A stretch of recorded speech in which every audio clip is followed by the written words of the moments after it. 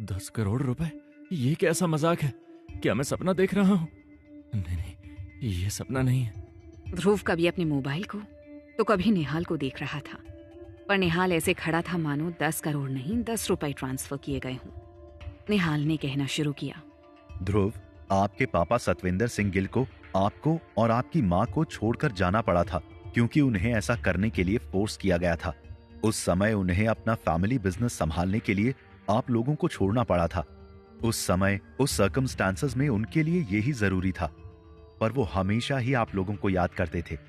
अब वो गिल फैमिली के बिजनेस को अगली पीढ़ी को सौंपकर आप लोगों के पास वापस आना चाह रहे हैं। एक पल रुककर निहाल ने ध्रुव की आंखों में झांक कर देखा कि वो निहाल की बात पर ध्यान दे रहा है या नहीं। निहाल ने फिर आगे कहा, उन्होंने आपके लिए 2 मैसेज भिजवाए हैं। पहला, अभी आप जितना हो सके उतना लो प्रोफाइल रहें और ध्यान रहे कि आपकी माँ को अब और कोई दुख ना उठाना पड़े। निहाल की बात सुनकर ध्रुव के दिल की धड़कन बढ़ गई। गिल फैमिली? ध्रुव के लिए इतना ही काफी था कि उसके पापा अरबपति हैं, पर उनका गिल फैमिली से क्या लेना देना था। गिल फैमिली कोई छोटी मोटी फैमिली नहीं थी। ये दुनिया का सबसे बड़ा फाइनेंशियल ग्रुप था जिसका बिजनेस एम्पायर सारी दुनिया में फैला हुआ था। इस फैमिली का दुनिया की किसी भी खबर में नाम नहीं आता था, पर असल में ये फैमिली दुनिया के सभी बैंक्स की भी बैंकर थी। कुछ अनजान सोर्सेस की माने तो फैमिली दुनिया की सबसे रिच फैमिलीज में से एक थी। पिछले साल इस फैमिली की नेटवर्थ कोई $150 ट्रिलियन थी। इस फैमिली के पास दुनिया की टॉप 100 कंपनी के 100% शेयर्स थे और टॉप 500 कंपनीज के 90% शेयर्स, जिसमें यूरोप की एक जनरल इलेक्ट्रिसिटी कंपनी का नाम भी शामिल था। अफ्रीका के ऑयल ट्रेड ग्रुप के 70% शेयर्स और 73% shares global rare earth group के भी इसी कंपनी के पास थे, जिससे फैमिली को सालाना डिविडेंड ही $1.3 ट्रिलियन आता था। ध्रुव जैसे आम आदमी को इतने पैसे की बातें समझ में नहीं आएंगी, तो $150 ट्रिलियन को ऐसे समझें कि दुनिया के टॉप 9 रिचेस्ट लोगों की नेटवर्थ इनकम जोड़ने पर भी इस फैमिली के पैसों के बराबर नहीं थी। ये फैमिली लोगों को नहीं देशों को लोन देती थी। ऐसे समझें कि अगर रिजर्व बैंक को कभी पैसों की जरूरत पड़े तो वो गिल फैमिली से डिमांड करेगी। फिर गिल फैमिली डिसाइड करेगी कि पैसे वर्ल्ड बैंक के मार्फत देने हैं या यूएन के मार्फत। अभी ध्रुव इस बारे में सोच ही रहा था कि निहाल ने फिर से कहा, ध्रुव सर, अगर भविष्य में आपको कभी कोई परेशानी हो तो प्लीज मुझे याद करें। दुनिया में ऐसी कोई परेशानी नहीं जिसे गिल फैमिली सॉल्व नहीं कर सकती है। इतना कहकर निहाल ने ध्रुव को एक शहर के सबसे पॉश इलाके में शानदार बंगले की चाबी और एक क्रेडिट कार्ड थमा दिया। इसके बाद निहाल ने अपने साथ आए सभी लोगों को लौट चलने को कहा। मैं चलता हूं ध्रुव सर, अगर कभी कोई जरूरत हो मुझे कॉल करें। ध्रुव को लग रहा था मानो वो कोई सपना देख रहा हो। अभी निहाल को गए 1 मिनट भी नहीं बीता होगा कि कार्तिक की कॉल आई, जिसे देखकर ध्रुव ने मन ही मन कहा, कार्तिक, तुम जानते थे मैं जैस्मिन को चाहता हूं, पर तुमने जानबूझकर उसे मुझसे छीन लिया। तुम पूरी कलिंग यूनिवर्सिटी के सामने मेरा मजाक बनाना चाहते हो। अब मुझे कोई फर्क नहीं पड़ता कि अगर तुम जैस्मिन जैसी लड़कियों के साथ कैसे भी रिलेशन बनाओ, पर अगर तुमने मुझे बेइज्जत करने की कोशिश की तो तुमको भी उतना ही भुगतना पड़ेगा। मैं तुमको छोड़ूंगा नहीं। अब ध्रुव के पास कार्तिक से कहीं ज्यादा पैसे थे, पर उसे लो प्रोफाइल ही रहना था। ध्रुव का फोन अभी भी बज रहा था। कार्तिक की कॉल आ रही थी। ध्रुव ने फोन उठाया और उसके फोन उठाते ही कार्तिक शुरू हो गया। अभी तक काम पर क्यों नहीं आए? कार्तिक जहां से बात कर रहा था वहां के बैकग्राउंड से काफी शोर आ रहा था। ध्रुव इस शोर को पहचान सकता था। ये शोर गैलेक्सी बार का था, जहां ध्रुव पार्ट टाइम जॉब करता था। कार्तिक ऐसे बात कर रहा था जैसे ध्रुव गैलेक्सी बार में नहीं कार्तिक के लिए काम करता हो, पर फिर भी ध्रुव ने जवाब दिया, मैं बस पहुंचने ही वाला हूं। ध्रुव अभी भी पोलाइट होकर ही बात कर रहा था, पर कार्तिक अपनी हरकतों से बाज नहीं आ सकता था।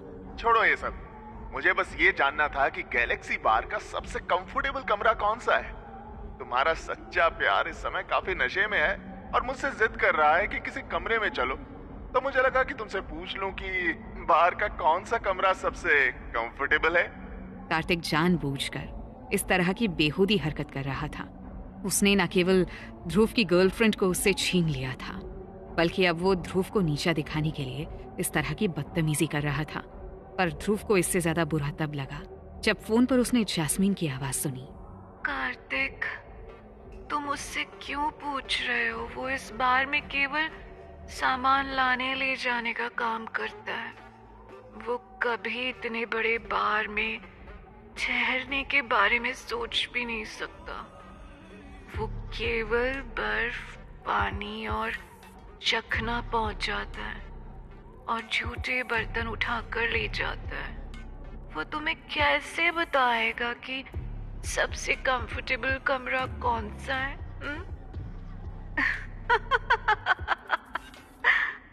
इतना कहकर जैस्मीन जोर से हंसी और फोन काट दिया। कार्तिक ने जानबूझकर ध्रुव को छेड़ा था। ध्रुव बस खून का घूंट पीकर रह गया। अभी ध्रुव खुद को संभाल भी नहीं पाया था कि जैस्मीन का मैसेज आया। ध्रुव गिल, दोबारा कभी यूनिवर्सिटी में किसी को मत बताना कि कभी मैं तुम्हारी गर्लफ्रेंड थी। मैं अब कार्तिक के साथ हूँ और मैं नहीं चाहती कि हमारे रिलेशनशिप के बारे में सुनकर वो हर्ट हो। ध्रुव जैस्मीन से और कोई बात नहीं करना चाहता था, पर फिर जैस्मीन वो पहली लड़की थी जिसे ध्रुव ने चाहा था। क्या तुम्हारे कार्तिक से पहले रिलेशन थे? जिस पर थोड़ी देर बाद जैस्मीन का जवाब आया। हाँ, पहले से ही। सही कहूँ तो मेरे कार्तिक के साथ तूफानी रिलेशन थे। उसके कारण 2 बार अबॉर्शन भी कराना पड़ा।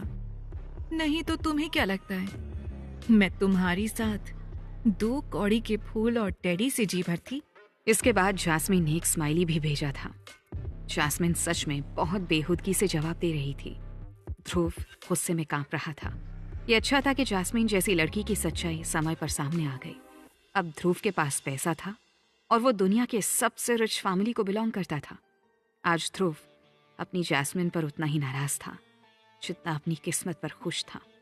इसके बाद ध्रुव यूनिवर्सिटी कैंपस के पिछले गेट से बाहर निकलकर शहर की सबसे महंगी वाइन शॉप से 1965 की मार्टिनी लेकर आ गया और बास्केटबॉल कोर्ट में बैठकर अकेला पीने लगा। अभी ध्रुव ने पीना शुरू ही किया था कि उसके रूममेट का मैसेज आया। ध्रुव, तुम्हारी मम्मी तुम्हें महीने का खर्च देने यहाँ यूनिवर्सिटी कैंपस में आई है। तुम कहाँ हो?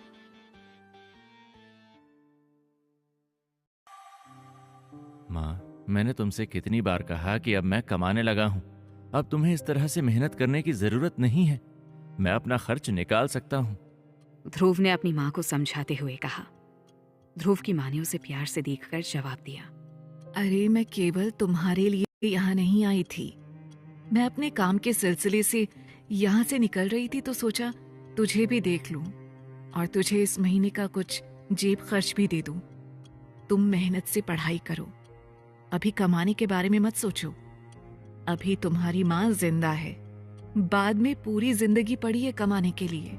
अपनी माँ की बात सुनकर ध्रुव मुस्कुराकर कुछ देर उन्हें देखता रहा। माँ अपने कपड़ों को अपनी शॉल से छिपा रही थी। माँ ने पिछले 3 सालों में कुछ भी नहीं खरीदा था। उनके पास एक भी अच्छा कपड़ा नहीं था। ध्रुव ने थोड़ा मुस्कुराकर कहा, चलो माँ, आज मैं तुम्हारे लिए कुछ नए कपड़े खरीद लूं। तुम्हारे पास एक अच्छा कपड़ा नहीं है। ध्रुव की बात सुनकर माँ थोड़े बनावटी गुस्से के साथ बोली, कोई जरूरत नहीं है। मेरे पास मेरे काम भर के काफी कपड़े हैं। अभी तुम अपने पैसों को संभाल कर खर्च करो और पढ़ने में मन लगाओ। कपड़े फिर कभी खरीद लेंगे। ध्रुव जिद करते हुए बोला। माँ चलो ना, मैंने सच में अपनी पहली कमाई से तुम्हारे लिए कुछ खरीदने के लिए सोचा था। चलो, मैं तुम्हारे लिए कुछ अच्छे से कपड़े खरीद लेता हूँ। थोड़ी देर तक ऐसे ही जिद करने के बाद अंत में माँ चलने को तैयार हो जाती हैं। ध्रुव अपनी माँ को लेकर एक मॉल में आ गया। ध्रुव केवल कपड़े ही नहीं खरीदना चाहता था, वो अपनी माँ को इस तरह की जगह भी दिखाना चाहता था। ध्रुव चाहता था कि उसकी माँ दुनिया में होते हुए बदलावों को भी देख सके। दोनों ऐसे ही विंडो शॉपिंग करते जा रहे थे। एक स्टोर के सामने मैनिक्विन में लिपटे शॉल को देखते ही ध्रुव की माँ की आंखों में चमक सी आ गई। ध्रुव ने ध्यान दिया कि शॉल वास्तव में काफी अच्छी थी। एक दिन पहले वो उसी स्टोर के सामने से गुजरने के लायक भी नहीं था, पर आज वो चाहता तो पूरा स्टोर खरीद कर अपनी माँ के पैरों में डाल सकता था। आओ माँ, अंदर चलते हैं। ध्रुव और उसकी माँ स्टोर में दाखिल हुए। वो साधारण से कपड़े पहने थे। उन्हें आता हुआ देखकर स्टोर अटेंडेंट उन्हें ग्रीट करने आ गई। हेलो सर, हेलो मैम, मैं आपकी क्या मदद कर सकती हूँ? ध्रुव ने स्टोर अटेंडेंट को देखा। उसकी ड्रेस पर उसका नाम लिखा हुआ था। उसका नाम पढ़कर ध्रुव ने उसे नाम से बुलाते हुए कहा, हाय डेजी, मैं अपनी माँ के लिए कुछ अच्छी सी ड्रेस खरीदना चाहता हूँ। क्या आप बाहर मैनेकिन में जो शॉल लगे हैं उनमें से कुछ दिखा सकते हैं? स्टोर अटेंडेंट ध्रुव और उसकी माँ को थोड़ी बुरी नजरों से देखकर एरोगेंटली जवाब देती है, ओके सर, हमारा स्टोर ना थोड़ा महंगा है, मुझे नहीं लगता यहाँ आप लोगों के लिए कुछ मिलेगा। स्टोर अटेंडेंट ध्रुव और उसकी माँ का रास्ता रोककर खड़ी थी। इसके साथ ही उसने स्टोर के एक मेंबर को फर्श की ओर इशारा किया। दूसरा शख्स कोने में खड़ा था। वो वैक्यूम लेकर उस जगह को साफ करने लगा जहां ध्रुव और उसकी माँ खड़ी थी। स्टोर अटेंडेंट काफी एरोगेंट थी। अपनी इस हरकत से उसने बगैर बोले कह दिया था कि आप लोग बाहर निकल जाइए। ध्रुव को उसका ये तरीका पसंद नहीं आया था। उसने हैरानी से पूछा, क्या मतलब है आपका? जिस पर स्टोर अटेंडेंट ने बहुत लापरवाही से जवाब दिया, मतलब ये है कि आप लोग इस स्टोर के कपड़े अफोर्ड नहीं कर सकते, तो प्लीज आप अपना और हमारा टाइम वेस्ट ना करें। इतना कहकर स्टोर अटेंडेंट ने अपनी भौं ऊपर उठाकर लक्ष्य को देखा। लक्ष्य उसकी इस बेखुदी हरकत से नाराज था। अभी वो कुछ जवाब देता तभी माँ ने ध्रुव का हाथ पकड़कर उसे अपनी ओर खींचते हुए कहा, सॉरी, मेरा लड़का मेरे लिए कुछ खरीदना चाहता था, हमें नहीं पता था ये स्टोर इतना महंगा है। चलो कोई बात नहीं, हम जा रहे हैं। पर ध्रुव अपनी जगह से जरा सा भी नहीं हटा। उसने अपनी जेब से अपना कार्ड निकालकर स्टोर के अटेंडेंट के हाथ में रखते हुए कहा, मैं देखना चाहता हूँ कि आपके स्टोर के कपड़े कितने महंगे हैं जिन्हें मैं अफोर्ड नहीं कर सकता। एक दिन पहले अगर ऐसा कुछ हुआ होता तो शायद ध्रुव इस बेइज्जती का घूंट पीकर स्टोर से बाहर निकल जाता। पर आज वो अलग था। पर स्टोर अटेंडेंट ने इतना अजीब सा कार्ड पहले कभी नहीं देखा था। ये कार्ड ध्रुव को निहाल ने दिया था, जिसमें उसकी फैमिली का बैज भी था, द गिल फैमिली। ये कार्ड बैंक ने स्पेशली गिल फैमिली के लिए डिजाइन किया था।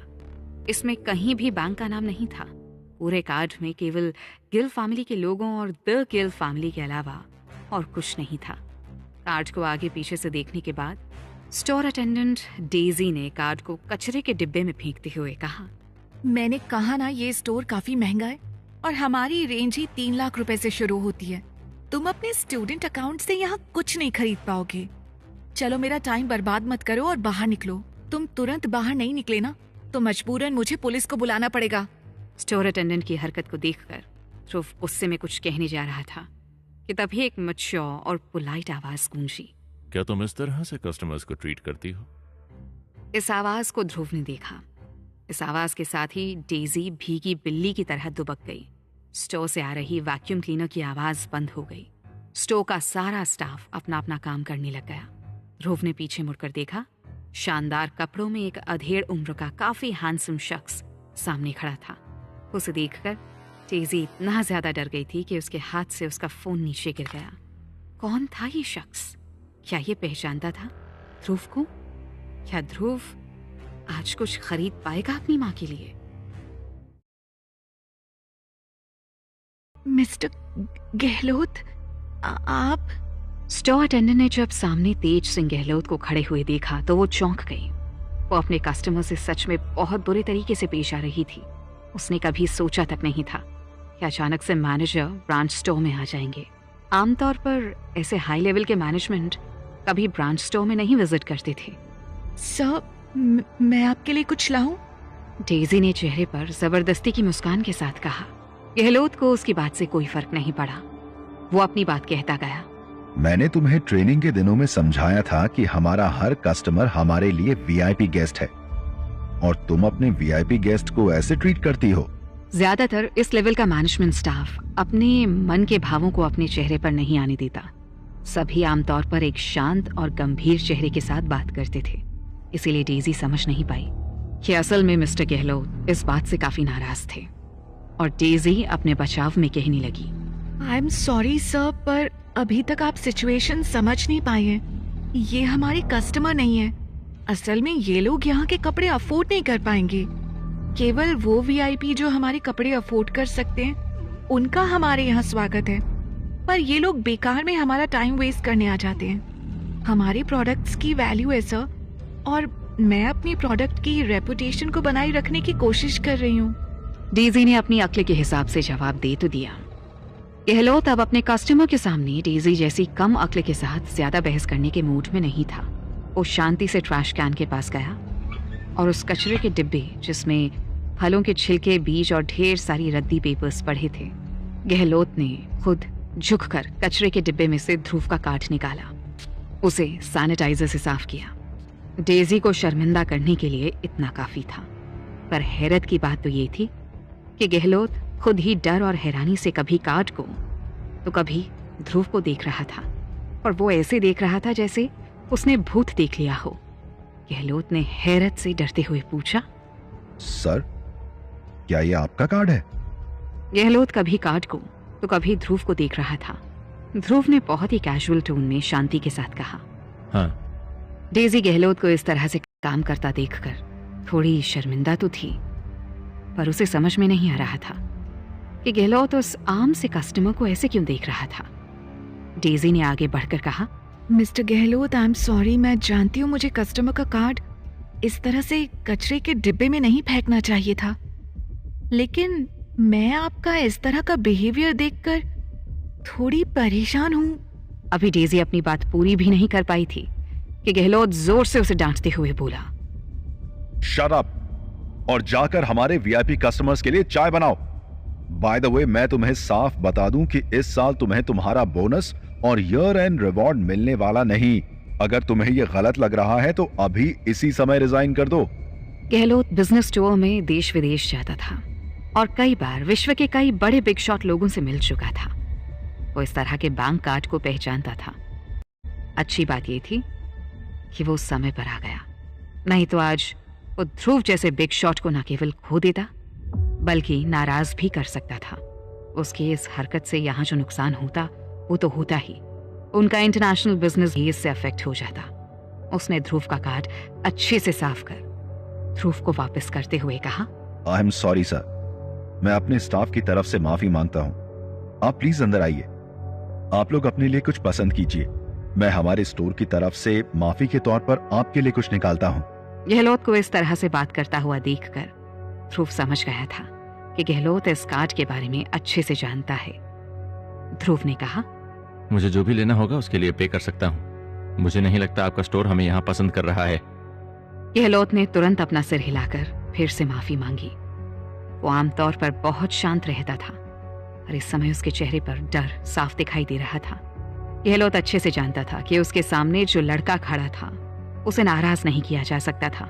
गहलोत को छोड़ो उसके लग्जरी ब्रांड के पूरी बिजनेस चेन में कोई भी इस लड़के को नाराज नहीं कर सकता था। गहलोत ने तुरंत अपनी जेब से 2 गोल्डन कार्ड्स बाहर निकाले और ध्रुव को सौंपते हुए कहा, सर, मैं उम्मीद करता हूं कि मेरी स्टोर अटेंडेंट को नासमझ समझकर आप माफ कर देंगे। वो आप लोगों को पहचान नहीं पाई। इसमें सबसे बड़ा कसूर आपकी सादगी का है। मैं सोचता हूं कि आप अपनी सादगी के कारण हमें माफ कर देंगे। और सर, हमारी तरफ से इस गोल्डन मेंबरशिप कार्ड को आपको ऑफर करने में मुझे काफी खुशी होगी। प्लीज इसे एक्सेप्ट करें सर। ध्रुव ने जब स्टोर मैनेजर को इतने अच्छे से बात करते हुए देखा तो उसे कुछ अच्छा महसूस हुआ। वैसे भी उसे पहली बार इतनी रिस्पेक्ट मिल रही थी। ध्रुव ने स्टोर मैनेजर की रिक्वेस्ट मानते हुए गोल्डन मेंबरशिप कार्ड ले लिए। इन गोल्डन मेंबरशिप कार्ड से ध्रुव दुनिया में जब तक इस ब्रांड स्टोर में शॉपिंग करेगा वो फ्री रहेगी। ध्रुव ने पूछा, क्या आप सच में मुझे जानते हैं? गहलोत ने एक पल सोचकर कहा, आई एम सॉरी सर, मैं इस लायक नहीं हूं कि आप लोगों से टच बना सकूं। हालांकि मैंने यूरोप में एक बार एक मीटिंग अटेंड की थी हमारे अपने ब्रांड की। वहां हमारे ब्रांड के चेयरमैन के साथ एक सज्जन बैठे थे। मैंने उनके हाथ में ये कार्ड देखा था। उनके कार्ड में भी ऐसा ही एक निशान बना था। ध्रुव ने मुस्कुराकर गहलोत को देखा कि तभी उसकी नजर स्टोर के अटेंडेंट पर पड़ी और वो डर और हैरानी से कभी ध्रुव को तो कभी गहलोत को देखे जा रही थी। ध्रुव को धीरे धीरे ताकत का नशा चढ़ता हुआ महसूस हो रहा था। मिस्टर गहलोत, एग्जैक्टली ये कौन था? डेजी पिछले कई सालों से इस लग्जरी स्टोर में काम कर रही थी और उसने कभी गहलोत को इतना पोलाइटली बात करते हुए नहीं देखा था। उनकी पोलाइटनेस में एक डर साफ दिख रहा था। गहलोत ने डेजी की तरफ देखकर इमोशनलेस चेहरे के साथ कहा, डेजी, आज तुमने हम सबको मरवा ही दिया था। अगर तुम्हारे कारण वो शख्स नाराज हो जाता तो केवल तुम्हारा स्टोर ही नहीं, हमारे पूरे ब्रांड की बिजनेस चेन ही बर्बाद हो गई होती। और अगर उसने तुम्हें माफ न किया होता तो मुझे तुम्हारे साथ साथ इस शहर के नहीं, पूरे देश के सारे स्टोर बंद करने पड़ते और मुझे अपने यूरोपियन बॉसेस को जवाब देना भारी पड़ जाता। ट्रेनिंग के समय तुमसे कहा गया था कि किसी भी किताब को उसके कवर से जज नहीं करना। गहलोत की बात सुनकर डेजी हैरानी से गहलोत को देख रही थी, पर अभी भी उसे मामले की सीरियसनेस का अंदाजा नहीं हो पा रहा था। ऐसा कौन था वो? गहलोत ने उसकी मासूमियत पर उसकी तरफ हंसते हुए देखकर कहा, हमारे पास इतना राइट नहीं है कि हम उसकी आइडेंटिटी जानने की कोशिश भी करें। तुम बस इतना समझो कि जिस कार्ड को तुमने डस्टबिन में डाल दिया था वो कार्ड उसे स्विस बैंक ने इशू किया था। गहलोत की बात सुनते ही डेजी के शरीर में डर की सिरहन दौड़ गई। स्टोर के सभी लोगों ने साफ देखा कि डेजी के पैर कांप रहे थे। उसकी समझ में आ गया था कि गहलोत डरने का दिखावा नहीं कर रहा था, वो सच में डरा हुआ था। शॉपिंग करने के बाद ध्रुव माँ के साथ खाना खाने गया। वहां से टैक्सी कर उसने माँ को वापस भेज दिया। अभी ध्रुव यूनिवर्सिटी की तरफ जा रहा था। ध्रुव के मोबाइल में लगातार मैसेजेस आ रहे थे। मोबाइल बगैर देखे ध्रुव समझ गया कि ये मैसेज उसे कार्तिक भेज रहा होगा। ध्रुव ने मोबाइल खोला और कार्तिक ने मैसेज भेजा था। ध्रुव, आज तुम काम पर नहीं आ रहे हो क्या? अगर तुम आ रहे हो तो याद करके प्रोटेक्शन के लिए कुछ लेते आना। मैंने उससे वादा किया है कि अगर वो मुझे बेडरूम में सेटिस्फाई करेगी तो मैं उसे आज लाइव ब्रॉडकास्ट प्लेटफॉर्म का सबसे बड़ा परफॉर्मर बना दूंगा। अच्छा होगा कि तुम जल्दी से प्रोटेक्शन के लिए कुछ ले आओ। मैं उसे दोबारा प्रेग्नेंट नहीं करना चाहता, क्योंकि अगर वो दोबारा प्रेग्नेंट हो गई तो तुम्हें भी परेशानी उठानी पड़ेगी। ध्रुव ने अपने फोन में उस लाइव ब्रॉडकास्ट एप्लीकेशन को खोला जिसमें जैस्मिन अपना लाइव परफॉर्मेंस देने जा रही थी। ध्रुव को ये देखकर कोई हैरत नहीं हुई कि जैस्मिन दुनिया के सामने लाइव परफॉर्म कर रही थी। उस लाइव ब्रॉडकास्टिंग रूम में कार्तिक भी जैस्मिन के पीछे खड़ा था। अगर पहले कभी ध्रुव ने ये नज़ारा देखा होता तो उसे जैस्मिन और कार्तिक दोनों पर बहुत गुस्सा आता, पर अब वो दोनों की हकीकत जान चुका था। इसके अलावा अब ध्रुव भी पहले वाला ध्रुव नहीं रहा था। जैस्मिन के पीछे सैकड़ों लोग पागल थे, पर जैस्मिन कभी किसी को अपने लाइव ब्रॉडकास्टिंग रूम में आना अलाउ नहीं करती थी। ये हैरानी की बात थी कि कार्तिक जैस्मिन के लाइव ब्रॉडकास्टिंग रूम में मौजूद था और जैस्मिन लाइव अपना बेहुदा परफॉर्मेंस दे रही थी। जैस्मिन अपने शरीर की नुमाइश कर रही थी और लोग उसे देखकर पागल होते जा रहे थे। अपनी हॉट परफॉर्मेंस के बाद जैस्मिन मुड़ी और कार्तिक के गले लिपटकर उसे लगातार किस करने लगी। लाइव ब्रॉडकास्टिंग रूम में उसकी इस हरकत को देखकर हल्ला मच गया। दूसरी तरफ कार्तिक ने अपना मोबाइल उठाया और जैस्मिन के लाइव ब्रॉडकास्टिंग रूम में 40,000 रुपए डाल दिए। लाइव ब्रॉडकास्टिंग रूम में कमेंट तैरने लगे, सो कूल कार्तिक, तुमने अब तक 1 लाख रुपए उसे दिए हैं। इतने पैसे कई स्टूडेंट्स के कई महीनों के खर्च के बराबर थे। दरअसल आज जैस्मिन इस एप्लीकेशन में अपनी रैंकिंग बढ़ाने के लिए ये सब कर रही थी। अगर उसके परफॉर्मेंस को ज्यादा लोग देखेंगे और उस पर पैसों की बारिश करेंगे तो जैस्मिन की रैंकिंग बढ़ जाएगी। इसके अलावा कार्तिक ने उसे फर्स्ट रैंक तक पहुंचाने का वादा किया था। कार्तिक जैसे रईस लड़के के लिए पैसे कोई मायने नहीं रखते थे। कार्तिक, तुम्हें पाकर मैं खुश हूँ। जैस्मिन ने कार्तिक की गोद में बैठते हुए बहुत ही सेडक्टिव आवाज में कहा। उस लाइव ब्रॉडकास्ट प्लेटफॉर्म में जैस्मिन अकेली ऐसी थी जिसे यूनिवर्सिटी स्टूडेंट्स देख सकते थे, और उसमें से ज्यादातर स्टूडेंट्स दिल्ली यूनिवर्सिटी के थे जिनके पास आमतौर पर इतने पैसे नहीं होते थे। इस तरह जैस्मिन जैसी लड़कियों पर पैसे फेंकना सबके बस की बात नहीं थी। ये केवल रईस बाप की बिगड़ी औलादों के शौक थे, और ज्यादातर लड़के अगर शो मुफ्त में अवेलेबल हो तो उसे देख लेते थे। अगर सही कहीं तो किसी भी मॉडल के परफॉर्मेंस में अगर 80,000 से 1 लाख रुपए तक आ जाएं, तो वो टॉप 10 परफॉर्मर्स की लिस्ट में आसानी से आ जाती थी। पर कार्तिक ने जैस्मिन के लिए 2.5 लाख रुपए एक बार में ही डाल दिए।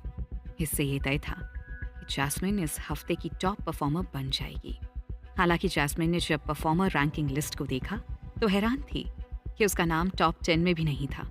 जैस्मिन ने चेक करने के लिए जब सभी परफॉर्मर्स का चार्ट खोला तो देखा किसी ने जैस्मिन को छोड़कर बाकी परफॉर्मर्स पर 5 लाख रुपए डाल दिए थे। जैस्मिन हैरान थी। ये इम्पॉसिबल है।